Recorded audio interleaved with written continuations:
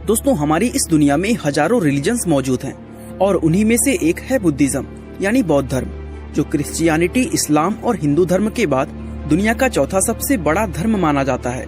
दरअसल बौद्ध धर्म दुनिया के सबसे पुराने धर्मों में से एक है, जो आज से करीब 2500 साल पहले गौतम बुद्ध के द्वारा भारत में शुरू किया गया था और आज दुनिया की 7% से ज्यादा आबादी यानी करीब 54 करोड़ लोग इस धर्म को फॉलो करते हैं। तो दुनिया में बौद्ध धर्म की शुरुआत आखिर किस तरह से हुई, इस धर्म के सिद्धांत और शिक्षाएं क्या हैं और कैसे ये दुनिया के सबसे बड़े धर्मों में से एक बना, ये सब कुछ आज हम इस वीडियो में जानने वाले हैं।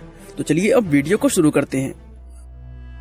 दोस्तों, बौद्ध धर्म की शुरुआत करने वाले भगवान गौतम बुद्ध का जन्म आज से करीब 2500 साल पहले सन 480 BC के आसपास लुम्बिनी नाम की एक जगह पर इक्ष्वाकु वंश के राजघराने में हुआ था। आज के समय में ये जगह नेपाल के अंदर मौजूद है। दोस्तों, गौतम बुद्ध के पिता का नाम शुद्धोधन और माँ का नाम महामाया था, जो कोलीय वंश से ताल्लुक रखती थी। जन्म के समय गौतम बुद्ध का नाम सिद्धार्थ गौतम था, जबकि बुद्ध नाम उन्हें ज्ञान की प्राप्ति होने के बाद दिया गया। दोस्तों, गौतम बुद्ध का शुरुआती जीवन बड़े ही ऐशो आराम में गुजरा, क्योंकि उनके पिता उनके ऊपर दुख और पीड़ाओं को नहीं देखना चाहते थे। दरअसल जन्म के समय गौतम बुद्ध के बारे में ये भविष्यवाणी की गई थी कि वे आगे चलकर अपने पिता की राजगद्दी व राजपाट नहीं संभालेंगे, बल्कि इसकी जगह वे लोगों को धर्म का मार्ग दिखाने का काम करेंगे। और ये भविष्यवाणी सुनने के बाद राजा शुद्धोधन काफी चिंतित हो गए थे। इसलिए उन्होंने ये फैसला लिया कि वे सिद्धार्थ को एक ऐसा जीवन देंगे जो पूरी तरह खुशियों से भरा होगा और जहाँ संसार के दुख व पीड़ाएं उन्हें छू भी नहीं पाएंगी।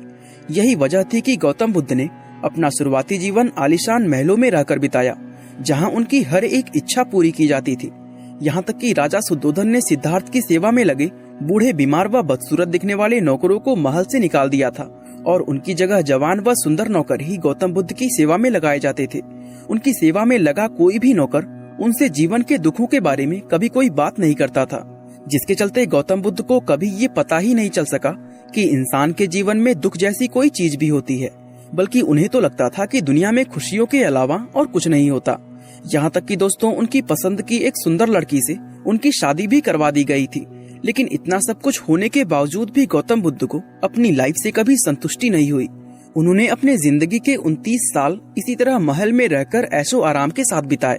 लेकिन 29 साल की उम्र में जब वो पहली बार अपने महल से बाहर निकले तो जिंदगी की हकीकत को देखकर वो पूरी तरह हैरान रह गए। दरअसल बाहर निकलकर उन्होंने पहली बार बूढ़े, बीमार, दुखी और मरे हुए व्यक्ति को देखा और जब उन्हें पता चला कि ये सारे दुख दुनिया के हर एक इंसान को झेलने पड़ते हैं, तो उन्हें जिंदगी की असली सच्चाई का एहसास हुआ, जिसे जानने के बाद वे खुद भी पूरी तरह दुखी हो गए। इसी तरह एक बार जब वे अपने महल से बाहर घूमने के लिए निकले तो उन्होंने एक सन्यासी व्यक्ति को देखा, जो उन्हें दुनिया के बाकी लोगों से कहीं ज्यादा खुश और समझदार लगा। उसको देखते ही गौतम बुद्ध ने ये तय कर लिया कि वे भी अपना राजपाट और लग्जरियस लाइफ को त्याग कर अपना बाकी का जीवन उस मॉन्क की तरह ही बिताएंगे, ताकि वे इंसान के जीवन से जुड़ी कठिनाइयों और दुखों का जवाब खोज सके। इसके बाद उन्होंने अपनी जिंदगी के 6 साल इसी खोज में एक सन्यासी रहकर बिताए।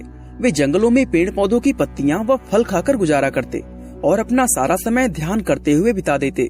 दोस्तों, अक्सर वो मेडिटेशन करते हुए इस गहराई तक चले जाते कि उन्हें कई कई दिन तक खाने पीने का भी होश नहीं रहता था और इस कठोर तपस्या की वजह से ही उनका शरीर किसी कंकाल के जैसा नजर आने लगा था। दोस्तों, एक दिन वो पीपल के पेड़ के नीचे बैठकर इसी तरह ध्यान कर रहे थे कि तभी उन्हें सच्चे ज्ञान का एहसास हुआ। उन्हें समझ आ गया कि इंसान अगर अपनी इच्छाओं को खत्म कर दे तो उसे सभी तरह के कष्टों व दुखों से छुटकारा मिल जाएगा। साथ ही उन्हें एहसास हुआ कि दुनिया में सब कुछ समय के साथ लगातार बदलता रहता है और इंसानों के पास उन चेंजेस को स्वीकार करने के अलावा और कोई भी रास्ता नहीं होता। ये विचार आते ही उनके मन से मौत का डर पूरी तरह समाप्त हो गया। दूसरे शब्दों में कहें तो उन्हें ज्ञान की प्राप्ति हो गई थी। और दोस्तों, वो जिस अवस्था में थे उसे बौद्ध धर्म का अंतिम लक्ष्य यानी निर्वाण माना जाता है, जहां इंसान के अंदर से दुख, पीड़ा और डर खत्म हो जाते हैं। वैसे आपकी जानकारी के लिए बता दें कि जिस पीपल के पेड़ के नीचे उन्हें ज्ञान प्राप्त हुआ था, बाद में उस पेड़ को बोध वृक्ष और उस जगह को बोध गया का नाम दिया गया। साथ ही ज्ञान प्राप्त होने के बाद वे सिद्धार्थ गौतम की जगह गौतम बुद्ध कहलाए जाने लगे। अब चूंकि गौतम बुद्ध चाहते थे कि दुनिया के दूसरे लोग भी उनकी तरह निर्वाण प्राप्त करके अपने दुखों से मुक्ति पालें, इसलिए उन्होंने 4 ऐसे नियम बनाए जिन्हें फॉलो करके दुनिया का कोई भी इंसान निर्वाण प्राप्त कर सकता है। इन नियमों को 4 नोबल ट्रुथ यानी 4 आर्य सत्य कहते हैं, और इन्हीं 4 नियमों पर पूरा बौद्ध धर्म आधारित है। तो चलिए अब जानते हैं बौद्ध धर्म के इन 4 नोबल ट्रुथ्स के बारे में। नंबर 1, दुख। इस आर्य सत्य में गौतम बुद्ध ने बताया है कि किस तरह ये दुनिया दुखों से भरी हुई है। वे कहते हैं कि सुख का ना मिलना, सुख को पाने का प्रयास करना और सुख मिल जाने के बाद उसको बरकरार ना रख पाना, ये हर एक चीज दुख का कारण है। यानी इंसान के लिए जन्म से लेकर मृत्यु पूरा दुख ही दुख है, और ये दुख मृत्यु के बाद भी खत्म नहीं होता, क्योंकि पुनर्जन्म के जरिए दुख की ये साइकिल अनंत काल तक चलती रहती है। नंबर 2, दुख समुदय। दोस्तों, इस दूसरे आर्य सत्य में गौतम बुद्ध ने इंसान के जीवन में दुख होने के अलग अलग कारणों के बारे में बताया है। यहाँ उन्होंने कर्म, इच्छा और मोह को इंसान के दुखों का प्रमुख कारण माना है। नंबर 3, दुख निरोध। दोस्तों, इस तीसरे आर्य सत्य में गौतम बुद्ध ने बताया है कि इंसान के दुखों का अंत संभव है, क्योंकि दुनिया में मिलने वाले दुखों का कारण इंसान खुद ही होता है। इसलिए इंसान अगर चाहे तो वो भी गौतम बुद्ध की तरह अपने इन दुखों को हमेशा के लिए खत्म कर सकता है। नंबर 4, दुख निरोध मार्ग। दोस्तों, गौतम बुद्ध ने इस चौथे और आखिरी आर्य सत्य में एक ऐसे रास्ते को बताया है जिस पर चलकर कोई भी व्यक्ति अपने दुखों से हमेशा के लिए छुटकारा पा सकता है। उनके द्वारा बताए गए इस रास्ते को द नोबल 8-फोल्ड पाथ या कहें अष्टांगिक मार्ग का नाम दिया गया है। इस मार्ग में 8 अलग अलग सीढ़ियां हैं जिन पर चलकर दुखों से मुक्ति प्राप्ति की जा सकती है।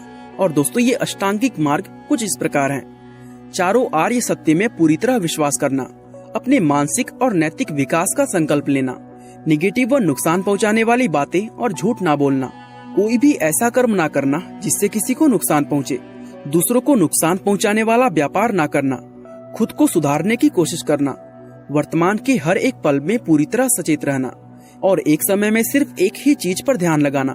दोस्तों, गौतम बुद्ध कहते हैं कि अगर कोई व्यक्ति सही ढंग से उनके बताए इस अष्टांगिक मार्ग पर चले तो वो भी उन्हीं की तरह अपने सभी दुखों से हमेशा के लिए निजात पा सकता है। बौद्ध धर्म में इन 4 आर्य सत्य और अष्टांगिक मार्ग के अलावा और भी कई बुनियादी आस्थाएं हैं जिनका इस धर्म में काफी ज्यादा महत्व है।